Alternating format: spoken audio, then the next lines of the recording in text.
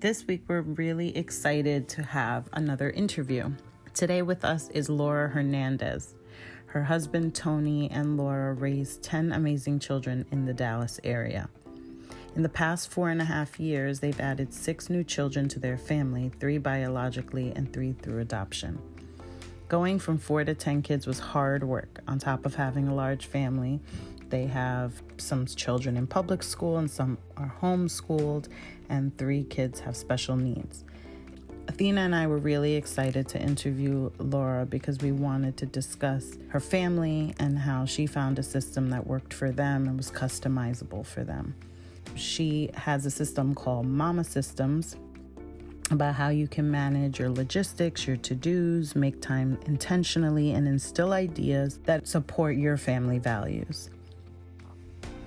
Out of the years of hard work, Mama Systems was born, and she wanted to help support other mamas and save them the pain of figuring it out on their own. She's definitely a supporter of having a team mentality and using your tribe. So we're really excited to share this interview with Laura Hernandez and learn more about Mama Systems.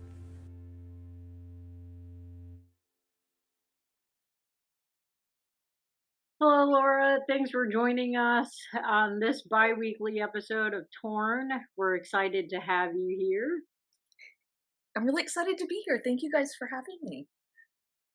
Great. So we really like to just give a little context to our audience as we're kicking off, and maybe you could share a little about yourself, your family structure, and like a general overview of Mama Systems. Yeah, so we live in the Dallas area. My husband and I, we have 10 kids, and we adopted 3 of them out of foster care. And the 3 of them have FASD, which is fetal alcohol spectrum disorder. And our journey of becoming a family of 10, we went from having 4 kids in 1 year to having 8 kids within a span of 6 months. We just had our 5th biological and adopted 3 more, and it was just a lot. So we were living kind of in survival mode, and through that time, we had to figure out what worked for our family. I realized we could not just keep thinking we just need to make it to bedtime every day of our lives, and so I started looking at books and podcasts and all these things to find systems for big families and adoptive families and all these things, and nothing fit our family. And so I finally was like, we've just got to figure this out. So I created a process to walk us through to help create systems for our home. And over the years, I realized that that process to create systems for our unique family can be used for so many other mamas out there who have unique families, because we're all so different and there's no one size fits all for every family. And so now I get to coach moms and help them bring peace to their homes through systems. Yes, and I love 2 things you mentioned. First, you were saying we can't just exist to get to the end of the day, but there's like phases where that's where we have to set the bar to make it. So I'd love to hear kind of how you gave yourself grace, or what were the pieces of that with your husband, the conversation, um, because that's really that torn feeling, right? There's things I'm thinking, things I'm feeling, but how do I keep making it and showing up for my kiddos and my family? Yeah, so I feel like there's definitely seasons like that, especially like when you're first trimester pregnant and when you're last trimester pregnant, which have been a lot of pregnant during my motherhood journey here. And I think those are the days I'm like, there's just got to be so much grace. And if all we do all day is watch TV and they're fed, we're really doing great, you know? And I think having that perspective of this is not going to last forever. This is the season. So it helps you be a little bit kinder to yourself, and you can kind of treat yourself as you would a friend, which I feel is like one of the most important things in our motherhood journeys. Is just being kind to ourselves and not beating ourselves up for whatever we are not getting done or whatever we are doing or whatever that is. Coming back and apologizing in those seasons when we're a little too short, and then just waking up the next day and starting again and trying to do what you want to do with your family and show up with all of your intentions. I really love that. I'm curious, what was your creation process like? Like once you did start digging in and say, like that transitional period, like what did that look like? What started coming together first for you? Yeah. So for us, there was one thing that I would say that was like the most important thing to our family. And that one thing, he would not be able to look at our lives and you wouldn't see it at all because it just wasn't happening. And for us, we're people of faith, and so that's kind of scripture memory is like I'm like I want my kids to know the Bible. Like I want them to know scripture. And you wouldn't know that by anything that we were doing throughout the day. I wasn't talking to them about it. I wasn't doing anything with it, right? But I'm like, that's the most important. And so that was kind of where it started of like, I really want to be pouring into my kids in this way, and I'm not. And so how can I create that space in my day to do that? And so for us, that looked like, hey, lunchtime, that's going to be our time. And we're going to create this table time where we go over intentional things that I really want them to know about. I want them to have a bigger worldview than just our little neighborhood. I want them to know about poverty and like the world and how the majority of people live. Like I want them to have compassion for people. So just kind of figuring out what we value as a family was super important in that first step of, okay, this is what we value. And now how am I going to create a plan to make that happen and teach our kids about this too? Yeah, I love that. Yeah, because measuring, it's interesting that you say that because we often hear that being professionals, you hear that your coaches say that, right? Your mentors, like, what is it that you value? And then you try to connect the dot to your actual actions. And most of the time, the things that we value get deprioritized because of time and Yeah. because of survival mode. So one aspect of your story though, Laura, that I it really touched my heart and I felt like we needed to give a voice to because me and Mimi don't have this particular situation in our family dynamics is the special needs that you were mentioning. So if you had a special needs mama sitting here or dada, dad sitting here and they're struggling because they feel so isolated and they feel so alone most of the time, what would you say to them is the number one thing to do for themselves and then that they can a small step that they can take for their family? Yeah. I mean, I think I would want to wrap my arms around them if they were sitting next to me because it is such a hard and lonely journey. And some some mamas are very blessed and they have people around them who actually get their unique circumstances, but a lot of moms aren't.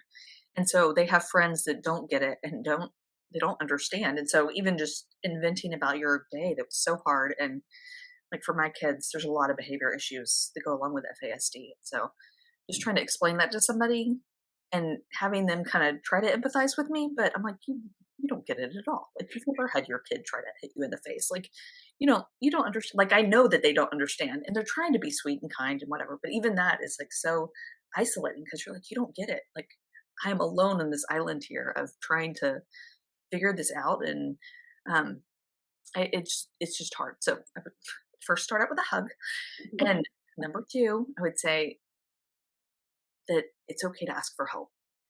And I think that's a really hard one. And I think that one of the joys of having a lot of children and having several with special needs is that I am very quick to realize that I can't do it all.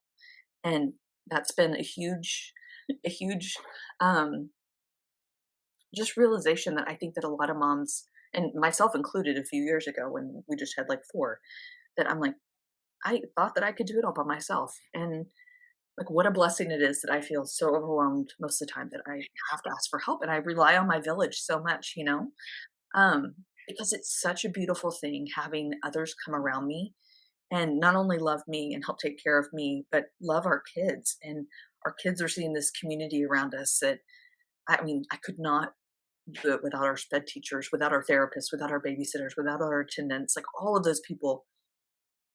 I need them just as much as I probably need my breath in my body. Like it's so important. And so it's okay to ask for help and let's really try to build up that village around you.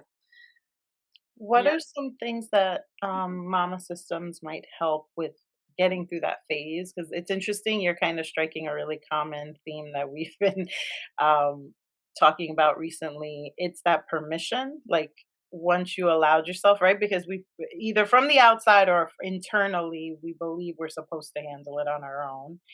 Um, but in various situations, really, the first thing that would make it better is to admit that we can't and don't Yeah. have to. And that, so what are some things that maybe you might coach through if that's the difficult phase? Yeah, I think just the constant encouragement that we're not supposed to do it all by ourselves. Like forever, people have lived in villages with their families and with community around them that were so close knit that they would step in and help in a heartbeat. Like everybody's families was helping raise everybody else's families. And I don't think I said that properly in English, but I think you get the idea there. Yeah. I don't know how that grammatically came out. And we now live in these isolated neighborhoods where we don't see our neighbors. We don't necessarily, some people are very blessed and they have that around them, but most people don't. And so I think just having that realization that that's not how we were designed. We weren't designed to try to do this all on our own. And so I would give a lot of encouragement and a lot of reminders that it's okay to ask for help. And I think once you kind of cross over that bridge to realize that you can't do it all and you do need help, there are a lot of resources out there, especially for special needs mamas that aren't advertised, which is really, really sad. Nobody's out there saying like, "Hey, the government has services for you, and you can get an attendant in your home." And like, we have so much help in our home that the government pays for because our three buddies have fetal alcohol spectrum disorder, and nobody told us. I mean, like we had to dig and dig and dig and find these things.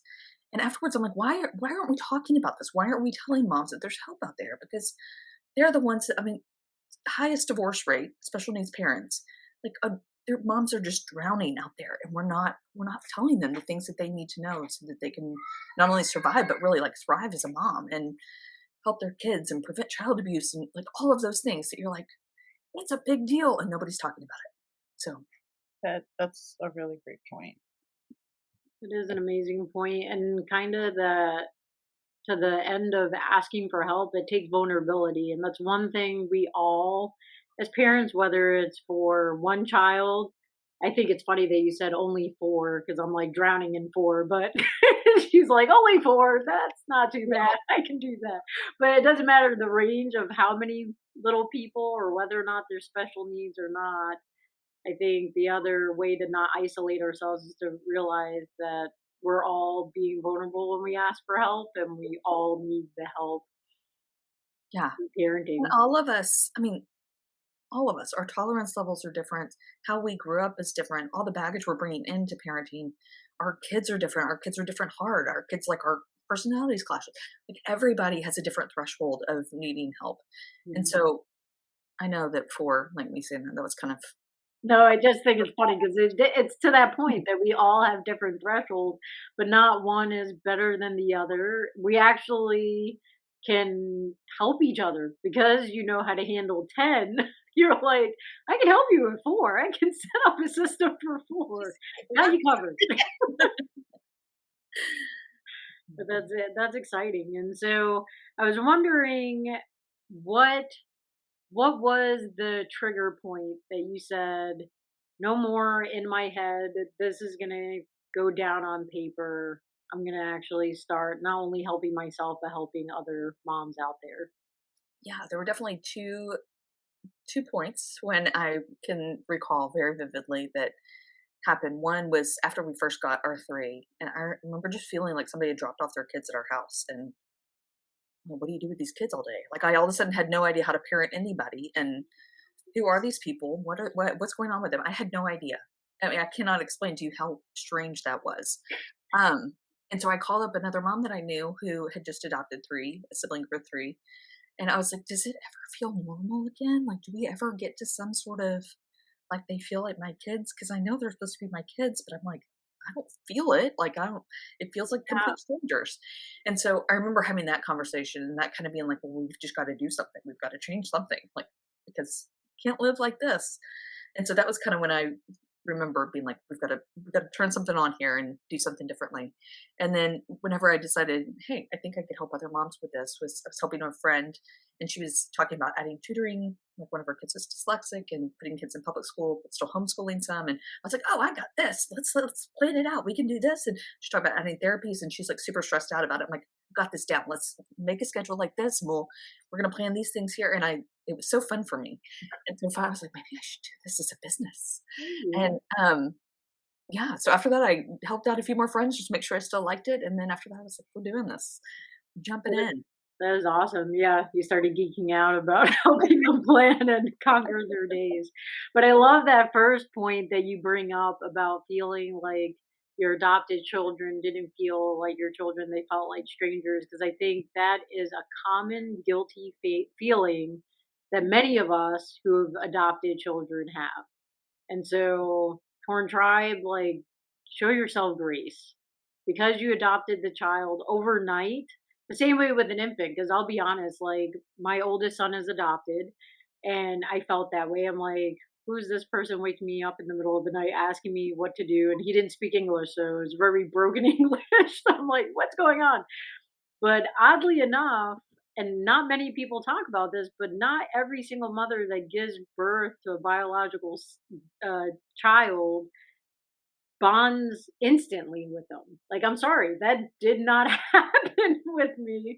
It was the same process as my adopted son. I would look at this infant and be like, where did you come from? Like, I know where you came from, but I really don't know where you came from because I don't know why you're asking me to feed you every 2 hours. Or this doesn't feel like what I thought parenting would feel like.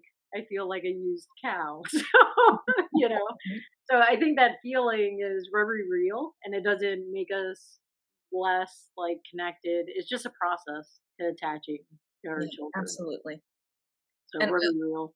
on that note, dare I say, because I feel that attachment is preached a lot in adoption, and I agree that it's something worth striving for. But if that attachment doesn't come, it does not mean you're doing something wrong or that you're Correct. wrong. It's just you can fulfill your commitment and love on those kids with your actions, and you may have zero feelings, and that's okay. Yeah. I think that's a really hard thing for people to process and kind of deal with. But Yeah, that's definitely a word for someone because you feel trapped and you feel like, well, I'm going to the counseling appointments, I'm doing the activities that they're saying, I'm investing all this time and effort, but attachment take it might take years. Might mhm, take a lifetime. And so you just have to be in it for the long haul.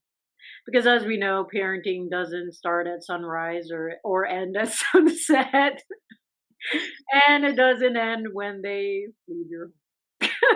We still call our parents for things. So I'm curious, Laura, when you first became a mom, like who was Laura before motherhood? And then what were your like were you right did you always want to be a mom? Or like how do you transition into motherhood? yeah, I kind of always wanted to be a mom. That's when I grow up. I want to be a mom, and I want to have 18 babies and 18? Well, you're only 8 off. something ridiculous like 26 or something. I mean, it was something ridiculous where people would be like, "Really? That's weird." What? I just it's what I always wanted to do, and so before motherhood, I nannied and I worked in our church nursery and I cleaned houses. I did have a college degree, but those are the things that I chose to do. And so, I graduated and my husband still had a year left, and we got pregnant pretty soon after we got married, and so I just stayed home and didn't ever really get a job. So, All right. So it lined up to what you envisioned beforehand. yeah. Like, I'm ready for this. Well, that's a nice story because Interesting. Just a little anecdote. I was tucking Sophie and my 6-year-old, soon to be 7-year-old, and she was observing her friend's comment from the, she said, "Mommy, Sarah thinks babies are easy. They're not easy." And inside I'm like, when? I'm like, she gets it. She's not, and she's like, "Cause Sarah's like, she wants to have four." And I told her, I want to have four, but I know that it's a lot of work. I have to feed. And I'm just like, oh, you didn't get it. You didn't get like, even though you're saying he's up for the challenge, man. He's up for the challenge. but it's just interesting because they're just like naming random. So you're 18 does not. I'm like, oh, you're like so that's Soph's vibe. Lots of babies. Love the babies. I'm with her. I love the babies too. It's the teenage years that I'm like, "Oh gosh, tap me out." Like I Oh, well, Laura, I've been known to tell everyone, I'm like, I got into a really long investment. And my favorite is 0 to 12 months. It's a long investment for that short little window that I love. Yeah, I'm kind of with you. So I'm curious, as you were kicking off Mama Systems and getting everything down on paper, recruiting clients and all that, how did your husband play into all of that, your partner? Yeah, that's a fun question. I'm sure he's gonna love me telling this. I remember telling him, like, I really think I'm supposed to start this business. Like, I can't shake it. I can't, like, I think this is what I'm supposed to do. And this sounds like I'm throwing him completely under the bus. And so I'm so sorry. It's okay. But Okay, we do it I all the just time. understand on the flip side of things, but he just busted out laughing. And I was like, oh, okay, awesome. I know. My response was like, you don't think I can do this? Or what do you, what? And, but it was Yeah. like, hey, you have 10 children. Like, you're going to start a business now? Like, that's ridiculous. But They're the since he's done inspiration. it, so supportive and so wonderful. And um, yeah, I think he's my biggest cheerleader now. So I feel very grateful for that.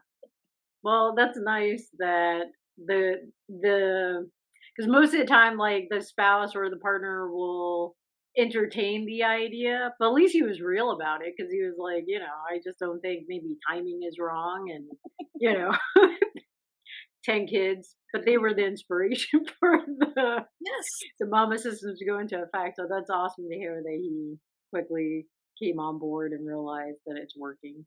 So are there parts of the original, like when you first started the original system, where he saw the direct benefit of you putting it into action? Yes, for sure. I think just our routines throughout the day have made things like if you came over, people will often come over and sit down and be like, "It doesn't sound like you have 10 kids. Like it doesn't feel chaotic." Or I'm like, "No, it doesn't, does it? Like this, I'm telling you, this works. Like I'm not crazy here." Um, so I think that just we've come to. I mean, it gets crazy sometimes. So don't hear me saying that we have perfect Yeah. children. Like, I'm Yeah. not trying to sell that. Um, I just I for the most part, our house is pretty calm and pretty peaceful because we have those things in place. We have those routines. We have those systems in place. So So take us through a morning routine in the day of life of Laura, because you have me at like peaceful. Like, yes, they're not going to be perfect, but how do I get my boys? I have 4 boys. How do I get my lights to not flicker and for it to not sound like I have horses and bulls and chariots running through my house all the time? yeah, I mean, there's definitely days, right? We have 8 boys, and I'm like, yeah, it's a real thing. Um, so our morning, I wake up before everybody else. That's always the goal. There's mornings that I completely miss that, but for the most part, I try to wake up at 5:45. Kids don't have to wake up till 6:30, and so I'll get up and read and have my coffee and kind of have my time to wake up because otherwise I don't do well when I'm waking up to everybody's noise in the morning. And then I go and wake up 3 kids. We get them ready and on the bus, and then I go wake up 3 more and get them ready and take them to school. Um, so we kind of have them staggered. Like everybody's day kind of starts a little later, but by 9ish, everybody's gone or doing their work. My homeschoolers are doing their work and I'm preoccupied, and then I get to work. So Yeah. No, that's awesome. Because how did you? Are you a morning person? Let me ask that. I just read the book Atomic Habits, and so I'm supposed to say yes. I'm a morning person. I think I really fulfill that role. I'll keep saying it, Laura, because I've been trying to get it across. I'll keep saying You it. gotta believe it. Yeah, I Believe gotta start it. believing that I'm a morning person. Stop calling myself a chronically tired pigeon because I'm not the night owl either. Because I think that's the key. Like how to wake up before them. Because you're so right. Like I often, unfortunately, I think I Jarred or from jarred awake by their energy. yeah, it's like, "Ah!" I'm like, "Oh, okay, it's morning. It's morning time. I guess it's morning time." I And hate I waking get up so like that. hungry. Yeah. It's so So, stressful. Yeah, yeah, so when the alarm goes off, I have to say, "Get up now. Get up. It's your time. Get up. This is your time. Don't waste it." I have to like pep talk myself out of bed because I'm gonna try that I'll just tomorrow roll that morning, over. Laura, because the snooze button. Hopefully, I can say it before quicker than my hand hits the snooze button. I'm like, oh, those 8 minutes sound so good, so good. I, Until I the think little what'll person sell walks it in. for me is you get to be alone. 'Cause I covet my alone. It's like no one else is up. Just do it. It's so No, great. Once they actually get out of bed, it's so great. yeah, because I think that's key to stop the chaos, start before them. And Mhm. you said a reasonable time because I thought you were gonna say like sometime before 5 Yeah, p.m. so I'm like, I so can't buy it before at 5 p.m. 30. Well, I just moved into the fives this year. This is my first year to wake up at 5:45. So There you go. You hear it And first. then your waves of getting them out of the house is so interesting. And the span of ages of your children again? our oldest is 16 and our youngest is 3. Yeah. Another big piece to a peaceful morning is doing all the prep work the night before. So lunches are made, clothes are laid out, shoes are by the door, glasses are by the door, backpacks are packed, all of that's ready to go. So that way we're not like searching Looking for a for it. snack or something like that's so stressful, you know? So having everything done the night before is like that's how you have a good morning. So do your children help, like the older ones, do they help like prep their stuff for the night before? Like, do they do it the night before, or are you the one that does it? Because with the I have school. everybody do it the night before. Um, They're on their own. Like I'll remind them and I'll tell them, go make your yeah. lunch, go lay out your clothes. But um I'm a big believer in pushing our kids to do things that maybe they don't want to do, but that So they learn how to brave do. with So letting them pick their clothes. So brave. it's not as I don't but know if I'm ready for that. One concept me and Mimi have been talking about is like learning to let go and let grow. mhm. And I'm really having an issue with that because I just kind of like Mimi's pet peeve is the clothes. Like my kids never match. I don't care. Even if I help them, they're still not gonna match because I can't find the two pairs of socks that match. Because I'm like, where did you put it? I know I put it in this drawer over there. And I know I bought shorts that match this shirt, but who knows where you put it. So whatever. But things like hygiene and homework, Mhm. because toward tribe, I don't like looking disheveled in front of teachers. I still have like this fear of teachers, even though I'm not the student. I'm like, I don't want that teacher. Like my son came home today saying, my teacher said that I'm not really working that hard. And I'm like, where? At home study, like homeschool time, or in the classroom time? He's like, in the classroom. And I totally felt relieved I on you. because I'm like, oh, okay, at least On you know her that I'm doing time. work at On home, her not on my You time. need to do better on her time. Yeah. Like I'm not involved there, so that's no shame on me. Shame on me. But anywho, so it like letting him or letting them like own, like for instance, bath time. At what age or what are the signs that your child is ready to do that by themselves and you don't need to intervene as much?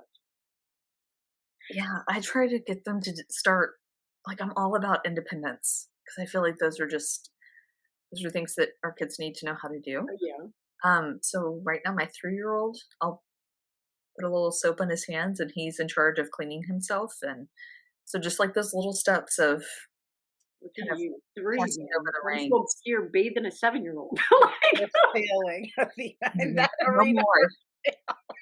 You can take that off of your plate. Well, Laura, you just gave a gold star to my partner. Oh, I hate when that happens. He's like, I'm gonna stand outside the shower and she's just gotta handle this. And I'm just gonna accept it because I don't do it 5 days out of the week. That's my only win. I'm like, I guess you can manage that task that way. I'll clean her up over the weekend. Yeah, I'm like, she's getting bathed a lot too. Like we have shower night at our house. We have 4 different shower nights where everybody has to bathe, and the other nights I'm like, we're getting clean another day. So it's a great win right there. yeah. Like, oh, now I can reduce from 2 to That's 1 bath. that's doable. Okay, That's and they can do doable. it themselves. I think I have everyone's above 3 in our house, so they're ready to be independent. But and then it's the like, for instance, my 2nd oldest, he pays himself. Yes, he's 11, so yes, he pays himself. I've let go. But now I'm like wrestling with possible athlete's foot, and I'm like, why? Why do you still stink when you come out of the shower? Like I've equipped you with everything. What's going on? So, Laura, what do you do? Like, what do you do when I don't it have an kind of athlete's foot. backfires? With my big boys, Yeah. I've let them go pick out their own toiletries, and for whatever reason, that seems to help. And they have a toiletry bag, so everybody has their own toiletry bag where they keep all their stuff. And I think just kind of having that ownership of the stuff has helped a lot. They're Oh, more likely to use it if they're excited about it. Um, but good that's call. that's about all I got. I'll make them go back Yeah. to the shower again. Like when I'm like, no, you didn't really take a shower. Like I can tell you didn't wash your hair. Go back and do it again. You're dry. Like you're dry. Working on it. You just ran the water and sat on the pot. That's so interesting, Laura. But it is that oh, I think a little bit for us is culturally too. Like as sisters, I got to tell you, my mom is gonna have feelings about this amount of times you're suggesting to us they take a bath. She's gonna have You don't have to do that. I'm just suggesting that no, they no, no. But this is what we've been programmed, right? Like our paradigm is hearing this, like because I was the child that was like, did, and I would be in the bathroom like not on a phone because generationally, but it's like reading something, distracted. The water's running. My mom's like, I know you're not doing what you're supposed to be doing. Just obsessive. So I think that independence outweighing our need for control is so important, and I love that that's some of the staples to what you're offering in mama systems because we all kind of need to hear that different perspective because I think once we hear it then we're able to like decide which are the ones we can are steadfast in and which are the ones we could probably look at differently. yeah. And just to be abundantly clear here, if my little people have been running around all day and they stink to high heaven, Oh. they're taking a shower. Like They're like, "It's not showered." I'm like, "I don't care, you smell, go." Like, oh when I tell stuff I'm like you smell like outside. yeah, I you need to go. Right. Or in our house, we smell like feet. Get into that shower. But no, thanks for sharing that because that brings some freedom because it's so true. Like our cultural makeup and our parents. How many times do we have to shower? I mean, like 3 times a day. And when it's sports season, holy moly! I'm like, my hair is breaking, man. My hair is breaking. Curly hair can't get washed that often. No. But yeah, it's really good stuff. And I love the point that you made about letting them own it. Because I think sometimes I get so fixated on getting what I consider the task at hand done that I forget they're not just on a conveyor belt. Like, please move next kid. Yeah. That they are human and they have personalities, and if we give them ownership, they might take a little more pride and joy in actually completing what I see as task. Yeah, So for curious sure. question I think about because we were thinking about asking about some challenges in coaching, but I think about like the things I've had to realize about myself. So what along the way if the mama realize because for me when I think about that with letting them take their own ownership also is like if I'm a mess and I'm running behind or I'm not organized and then it's not the morning isn't delayed because they're little and they're doing it on their own, but because I haven't really left the space for them to do it on their own. Like, what is some advice you might give for that self correction? Because it's like, it's not about your system and it isn't your kid. Maybe you need to reevaluate how you're handling. Like, have you ever been in a scenario where you can tell that something about their own, either executive functioning, priorities, time management, are some of the areas they could work on to be smoother with your system. Yeah, absolutely. I think that um, I was chatting with someone today about delegating things out to other people, and we're specifically talking grocery delivery and things like that, where I'm like, "You don't need to be," and she's like, "Well, I really hope she doesn't listen to this." Um, she she's saying, like, "I really like, there's no reason why I shouldn't be able to go to the grocery store," and I'm like, "Well, I mean, I guess I don't really wanna argue with you if you feel convicted about going to the grocery store, but at the same time, like, I'm like, your time is so much more valuable than that. Like, you could be doing so many other things that only you can do." And so there's things like that where I just kinda have to hope that they kinda get there on their own, to Mm. realize that their time's more valuable, and you don't need to be going to the grocery store twice a week. Like, that was gonna be the win for her, is only going twice a week, and I'm thinking, "Oh gosh, that's still way too much." Like, just get it delivered and don't go at all, you know? Um, so there are things like that where it's just kind of like a whole mind shift for them, and it's so different, like, the whole way of thinking of you doing only the things that you can do as a mama and doing those really well and letting other people handle the rest of the stuff. Like, it's a whole paradigm shift that a lot of people really struggle with getting there. Outsourcing. Yay! I'm so happy to hear another person advocate for outsourcing. Oh, Outsource absolutely. that. Yes. Yes. Our grandmother would tell stories about like making donuts before her kids came home from school. I am awful on my days off when she's at I'm like, what do I accomplish before 3 o'clock? Not much. Not much.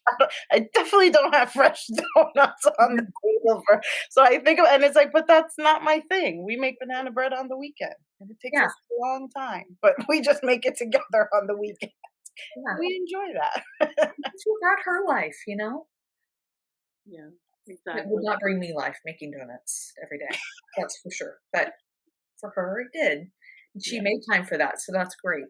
Yeah. I love that you're also highlighting prioritizing the things that are important to you, right? It's along those lines of defining the values, but that for each family, it's like unique what you want to either sacrifice or put the extra oomph and stress into, so that the others don't feel like the others are taking away from what you bring to those experiences. That makes so much sense.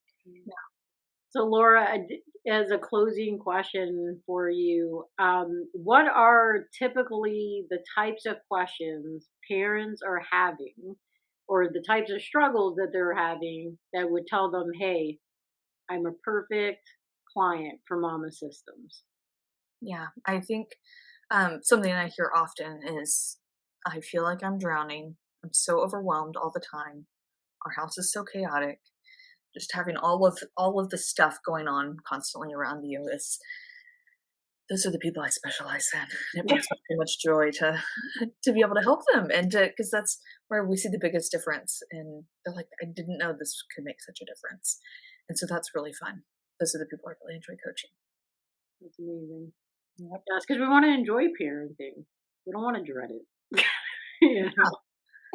And have that time and space to enjoy your people. Like yeah. And to have time for yourself and self care. And oh my Yeah. goodness, like that's so important.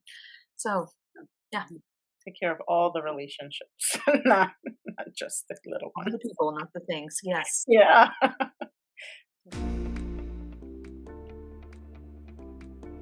Laura, just wondering what's something that's mending you from either torn moments this week, this season? What is keeping your seams together? Yeah. I'm working on some specific things with my counselor right now. I'm just trying to parent teens and kind of maybe the ways that I was not parented well as a teen, and um, just kind of realizing that I don't know what I'm doing with these people. I feel that very much. I Mhm. don't know teenagers, and I don't like them, and I like my people, but I don't like Yeah. this stage of life This where I'm age like, group. I don't know. I have no idea. And so I think the work I'm doing with my counselor is very helpful and very life giving to that end. So, Well, Yeah. that's wonderful. I'm an educator for high school. I understand what you mean. It's rough. Right now, it's really rough. yeah, Staying connected, knowing how their brain at this stage of development justifies what they say, what they do, and the attitude they have when they're doing The yes, joyous attitude it. that change every 5 seconds.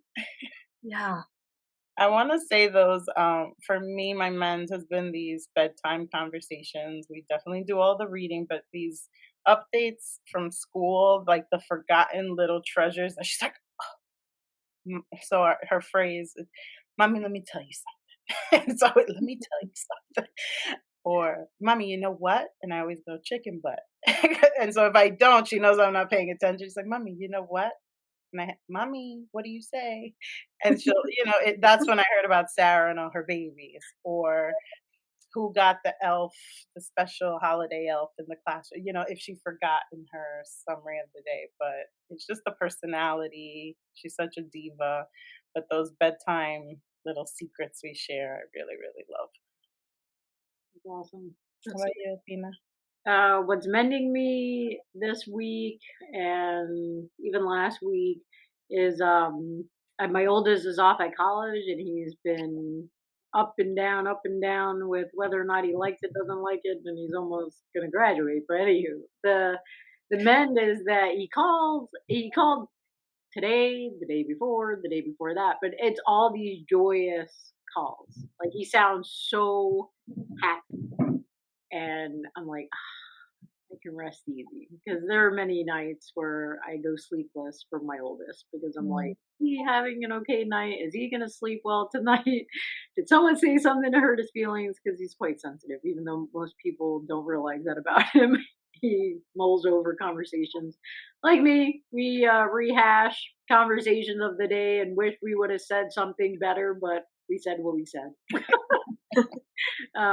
So that's been meant to me, hearing how excited it's like finally he's having the college experience that I enjoyed, because college, I'll admit it, my favorite time to parent is a college age kid. That is so much fun. I love touring colleges, so every friend I tell them, like, oh, you don't want to go to the college tour? I can go to the college. I don't mind getting mistaken for a student. I am very interested in college campuses and their university rec centers, their recreational centers. That's So, fascinating. yeah, it's the best place on earth.